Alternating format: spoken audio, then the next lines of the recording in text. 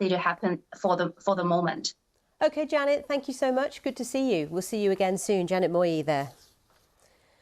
Now, India is seeing a boom in luxury spending. Germany's Mercedes-Benz clock up strong sales. India has been talking to my colleague Nikhil keenly and observing. Santosh, reports suggest that Tesla India, how it's progressing. Now, if you have very young children watching us right now, you may want to switch over, dare I say that, put CBeebies on or something, just for the next 2 or 3 minutes. Just warning you, we don't want any Christmas spoilers right now. So I did say I warned you. So we're going to talk about now Elf on the Shelf. It hit retail shelves for the first time 18 years ago.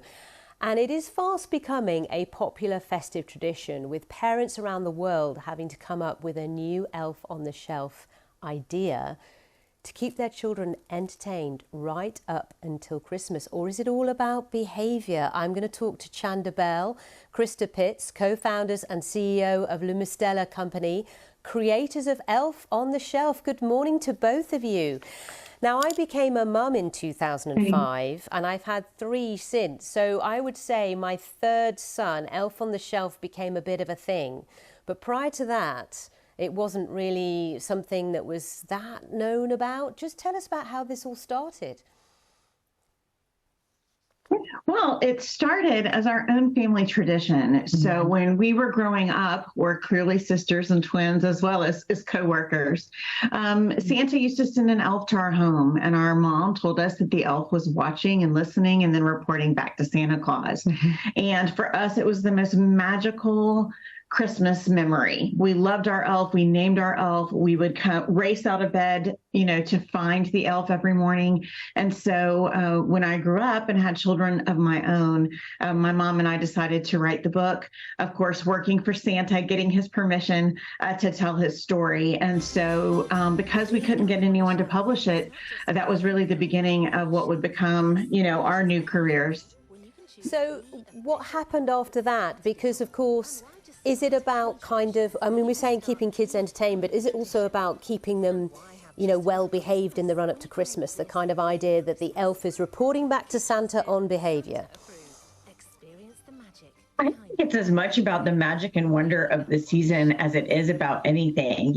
As children, we experienced this. So we had the unique lens of understanding that it was all about magic and wonder. I mean, you could go to your elf and you could tell your elf what you wanted for Christmas, or I could let him know that Chanda misbehaved terribly. But has it not got a little bit out of hand in some areas? I know, for example, my son would come back from school and say, "Oh my goodness, Mum, Freddie's elf got up to this and Janet's elf got up to that." And it was almost like competition as to whose elf was getting up to the most mischief, which kind of puts pressure on parents to come up with these amazing stories, doesn't it?